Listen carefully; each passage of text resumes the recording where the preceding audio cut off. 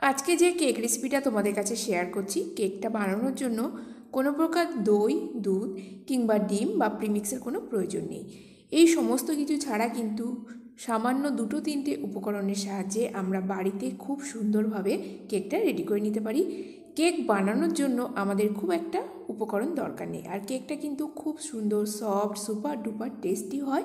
তার জন্য আমাদের কিচেনে যে যে উপকরণগুলো থাকে তার সাহায্যে কিন্তু খুব কম সময়ের মধ্যে আমরা এই কেক রেডি করে নিতে পারি। মাত্র 10 থেকে 15 মিনিটের মধ্যে আমাদের এই কেকগুলো রেডি হয়ে যাবে। আই হোপ আজকের রেসিপিটি তোমাদের খুব ভালো লাগবে। ভালো লেগে থাকলে লাইক, কমেন্ট, শেয়ার, সাবস্ক্রাইব করে দিও। তো আর কথা না বাড়িয়ে শুরু করা যাক আজকের রেসিপিটি বানানোর জন্য সর্বপ্রথম আমরা এখানে নেব কাপকেক মোল্ড। যদি তোমাদের কাছে কাপকেক মোল্ড না থাকে তাহলে তোমরা কিন্তু যে কোনো ঘরের স্টিলের বাটি বা চায়ের কাপ ব্যবহার করতে পারো। প্রতিটা মোল্ডে আমরা এরকম ব্রাউন ধরনের একটা কাপকেক লাইনার দিয়ে দেবো। এই লাইনারগুলো যে কোনো কেক ম্যাটেরিয়াল শপে খুব ইজি অ্যাভেলেবেল আছে। এখানে একটা বড় বাটি নিয়েছি, তার মধ্যে আমরা অ্যাড করে দেবো আমাদের কেকের প্রধান উপকরণ জল।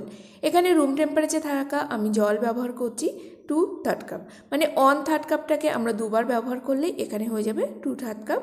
তো এখানে রুম টেম্পারেচারে থাকা আমি জল দিয়ে দিলাম। এরপর এর মধ্যে আমরা দিয়ে দেব গুঁড়ো চিনি। গুঁড়ো চিনিটা অবশ্যই তোমরা এখানে ব্যবহার করো। এখানে 1/4 কাপ করে দুইবার গুঁড়ো চিনি ব্যবহার করব, মানে টোটাল এখানে আমাদের গুঁড়ো চিনিটা লাগলো 2/4 কাপ।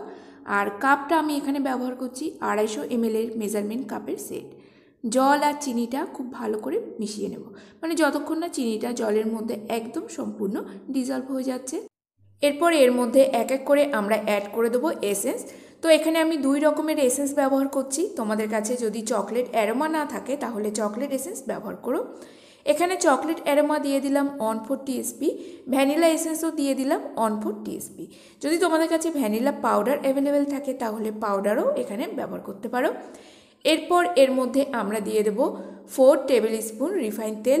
রিফাইন তেলের বদলে কিন্তু তোমরা মেল্টেড বাটারও ব্যবহার করতে পারো। আর তার সাথে যদি চাও তোমরা এখানে 4 টেবিল স্পুন মতো মেল্টেড চকলেটও কিন্তু দিয়ে পুরো ওয়েট ইনগ্রিডিয়েন্টসগুলো বেশ ভালো করে মিক্স করে নেবে। আর এখানে জল আর তেলটা কিন্তু মিক্সড হতে আমাদের একটু ওয়েট ইনগ্রিডিয়েন্টস বেশ ভালো করে মিক্সড হয়ে গেলে এর মধ্যে আমরা রাখবো একটা চালনি। তার মধ্যে আমরা অ্যাড করে দেব 1 কাপ ময়দা। ময়দার বদলে কিন্তু তোমরা এখানে আটাও ব্যবহার করতে পারো, তাতে আমাদের কেকের টেক্সচারে কোনো অসুবিধা হবে না। তো এখানে 1 কাপ ভরে ময়দা দেওয়ার পর তার মধ্যে আমরা দিয়ে দেব 1 টিএসপি বেকিং পাউডার অ্যান্ড এর সাথে ব্যবহার করব 1/2 টিএসপি বেকিং সোডা।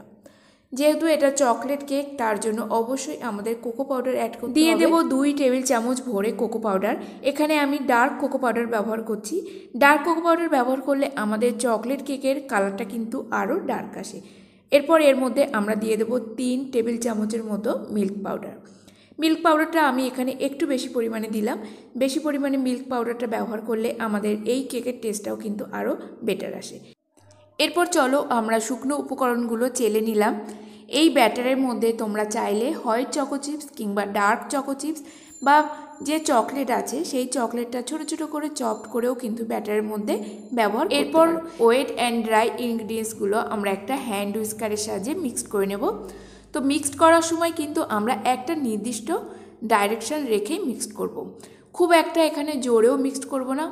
এটা আমাদের লক্ষ্য রাখতে হবে আমাদের যে কেকের ব্যাটারটা তৈরি করছি সেটা যেন সম্পূর্ণ লাম্পস ফ্রি হয়, মানে এই ব্যাটারটা কিন্তু ঠিক একদম রিবন কনসিস্টেন্সিতে হবে, খুব গাঢ়ও হবে না আবার খুব পাতলাও হবে না। এখানে ব্যাটার রেডি হয়ে যাওয়ার পর সবার লাস্ট আমরা অ্যাড করে দেবো 1 টিএসপি ভিনিগার। ভিনিগারটা অ্যাড করার পর আমরা খুব আলতো হাতে মিক্সড করব। এখানে কিন্তু খুব একটা জোরে মিক্স করব না। দেখো আমি একটা নির্দিষ্ট ডাইরেকশন রেখে আস্তে আস্তে ঘুরিয়ে ঘুরিয়ে মিক্স করছি। এইটা যদি আমরা আলতো হাতে মিক্স করি তাহলে আমাদের কেকের টেক্সচারটা কিন্তু খুব ভালো থাকবে, আর কেকের মধ্যে প্রচুর জালিও তৈরি হবে, কেকটা প্রচণ্ড নরমও হবে। তো এখানে আমাদের ব্যাটারটা তৈরি হয়ে গেছে। এরপর চলো আমাদের ব্যাটারের কনসিস্টেন্সিটি কেমন তোমাদেরকে দেখিয়ে দিই। ব্যাটার কিন্তু সম্পূর্ণ রিবনের মতো ফোল্ড হয়ে পড়ছে, খুব একটা পাতলাও হবে না, খুব একটা গাঢ় হবে না। সম্পূর্ণ ব্যাটার আমি একটা পাইপিং ব্যাগের মধ্যে ভরে নিচ্ছি। পাইপিং ব্যাগের মধ্যে ভরে নিলে আমাদের কাপ কেকের লাইনারের মধ্যে কিন্তু কেক ব্যাটার ভরতে খুবই সুবিধা হয়। তো প্রতিটা কাপ কেকের মধ্যে আমি প্রথমে অল্প অল্প করে কেকের ব্যাটার দেবো। প্রতিটা মোল্ডের মধ্যে কাপ কেকের ব্যাটার দেওয়া হয়ে গেলে এরপর আমি একটা ছোট কেকের টুকরো বসিয়ে দেবো। তার জন্য আগে থেকেই আমাদের eggless red velvet cake ready করে রেখেছিলাম। সেখান থেকে কুকি কাটারের সাহায্যে আমরা ছোট ছোট এরকম রেড হার্ট কেটে কেকের একদম মাঝখান পোর্শনে বসিয়ে দিলাম। পর একদম সাইড থেকে আমরা কেকের ব্যাটার একদম পুরো কেকটাকে কভার করে দেবো। তো কিভাবে দিচ্ছি তোমরা দেখেই বুঝতে পারছো।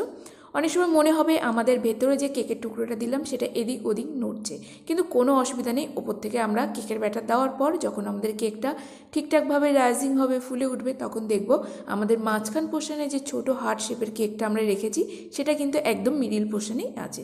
তো এইভাবে প্রতিটা কাপ কেকের লাইনার আমি ভরে দিয়েছি। তো চলো কেকটাকে আমরা বেক করে নেব। বেক করার জন্য টেম্পারেচার রাখবো 160 ডিগ্রি। কেকটা বেক হতে মোটামুটি আমাদের 10 থেকে 15 মিনিট সময় লাগবে। আর এখানে আমি up and down rod on রেখেছি, তোমরা চাইলে কিন্তু গ্যাস ওভেনেও বেক করে নিতে পারো। তো 10 থেকে 15 মিনিট পর আমাদের কেকগুলো বেক হয়ে গেছে। আর কেক এখানে মোটামুটি ঠান্ডা হয়েছে, পুরোপুরি ঠান্ডা এখানে কেক হয়নি। আর দেখো কত সুন্দরভাবে কাপ কেকগুলো কিন্তু ফুলেও উঠেছে। শুধুমাত্র সামান্য কিছু উপকরণের সাহায্যে ঘরে থাকা খুব কম সময়ের মধ্যে আমরা কিন্তু এরকম টেস্টি কাপ কেক রেডি করে নিতে পারবো। আর কাপ কেকগুলো বানাতে কিন্তু খুব একটা আমাদের বেশি সময় লাগে। চাইলে তোমরা উপর থেকে সামান্য চকলেট গানাশও দিয়ে দিতে পারো। আর গানাশের রেসিপিটা আমি ডেসক্রিপশানে দিয়ে দেবো। এখানে দেখো বন্ধুরা, কেকগুলো একটু চেপে দেখছি কতটা সফট হয়েছে, একদম কিন্তু খুব নরম আর তার সাথে স্পঞ্জিও। তো আশা করব এই ভ্যালেন্টাইন্সে তোমরা তোমাদের প্রিয় মানুষকে এইভাবে কেক বানিয়ে খাওয়াবে, তার মধ্যে থেকে কেকটা কাটার পর কিন্তু ছোট্ট একটা হার্ট বেরিয়ে আসবে। এটাই হলো একটা সারপ্রাইজ ভ্যালেন্টাইন্স ডে উপলক্ষে। আশা করব এই রেসিপিটা তোমরা বাড়িতে অবশ্যই ট্রাই করবে। আর রেসিপিটি কেমন লাগলো কমেন্ট করে কিন্তু আজকের মতো ভিডিওটি এখানেই শেষ করছি। দেখা হবে নতুন একটা পর্বে।